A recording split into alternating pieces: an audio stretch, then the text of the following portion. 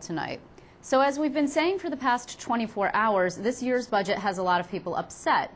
Practically every corner of the state government saw their funding cut, but a few areas were really singled out in the governor's budget.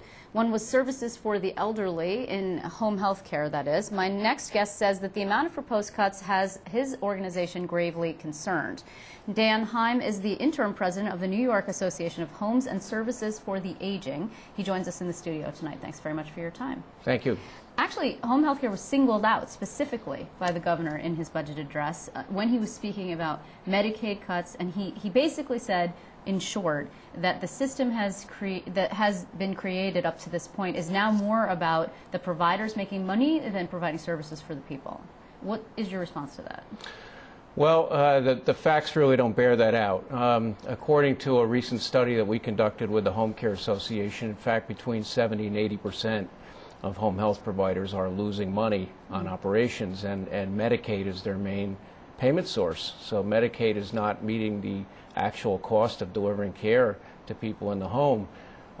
You know, one of our big concerns here, frankly, is the state has said, and their policy has been the last several years, that we want to serve more people in the community. We don't want to have as many people in institutional settings, and so we have put more people into home care.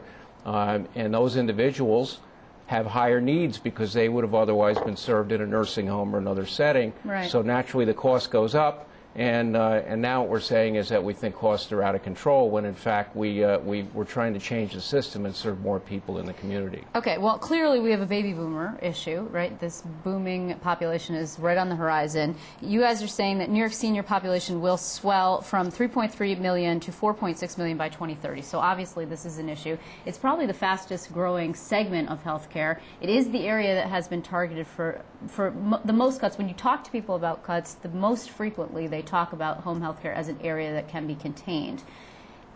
Is there room in home health care for cuts? I mean, is there a place for this in the industry? Sure, and in fact, we've estimated that since only April of 2008 that there's been $434 million of Medicaid cuts in home health, and there have been cuts at the federal level as well. So we're getting concerned that a lot of the agencies may not be able to survive if there are significant additional cuts, and the governor has proposed what is tantamount to a 10% reduction in Medicaid funding, and we don't see how a lot of the agencies are going to be able to sustain that. So we get very worried about whether or not those services, whether or not people will have access to them in the future. Having said that, there is an effort underway, as you know, through the Medicaid redesign team to try to look at the Medicaid program and to make changes to the program. We believe that there are opportunities through improved care coordination, case management, to be able to look at some of the individuals who are being served not only in home health care but in other community-based settings, and to be able to manage the care of those individuals, many of whom are also eligible for Medicare, who have multiple chronic conditions, and to make that care more efficient. But that will take time to be able to achieve. Well, time is something also that Dan Sisto of Haney's has mentioned. He was here last night. He said he thought it was impossible, that was his word, impossible, for the Medicaid redesign team to get to $2.85 billion worth of cuts by March 1st. Do you agree with that? We have never, in the history that I'm aware of, have cut 10% out of the Medicaid program in such a short period of time. What the redesign team is being asked to do is, within the space of now roughly 30 days, they have to come up with what is $2.85 billion of state savings. That's nearly $6 billion total.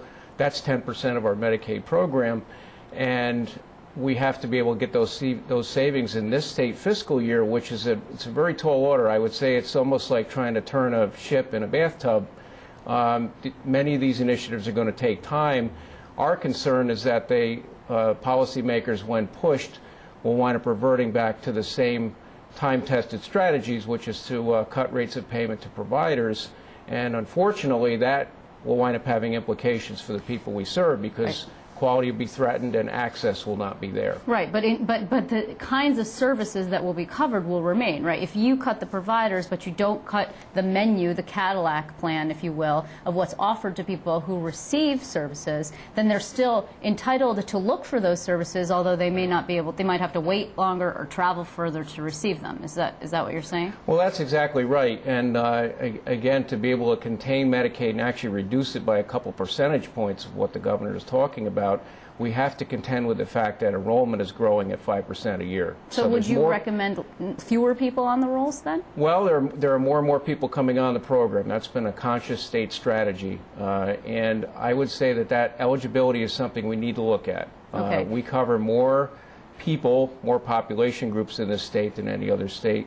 We have more optional services in our plan than any other state Medicaid plan, and I do think those are areas that we have to look at because they will drive cost, and they are driving cost already. What about, I mean, when you talk about eligibility and you talk about your specific population, right, you're talking about old people in many cases who, it's called the look back, right? And this is sort of a parlance of Medicaid speak, that, but essentially you basically give up all of your wealth and declare yourself a ward, and then subsequently you're able to go on Medicaid, even though you're probably somewhat a person of means who might be able to pay for an extremely expensive nursing home. Right.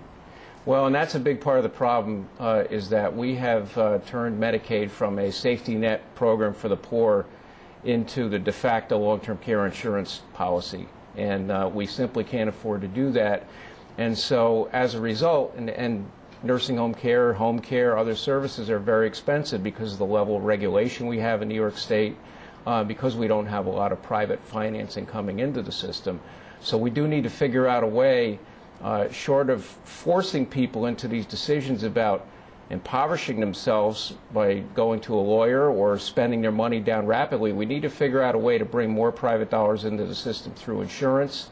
There are opportunities in the federal health reform, which if that's ultimately held up by the Supreme Court, that will allow us to be able to expand some of those private options and hopefully bring more of those private dollars into the system and reduce dependency on the Medicaid program. Just in short, though, these operators are not hurting generally. I mean, there are people who are running these operations who are making quite a bit of money.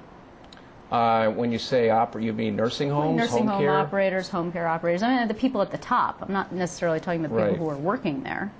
The analyses we've done in the last few years have suggested that, again, the 70 to 80% of providers are losing money on operations. And in the case of the nursing home, 75% of the funding comes from Medicaid. So Medicaid is not meeting costs and it's driving losses.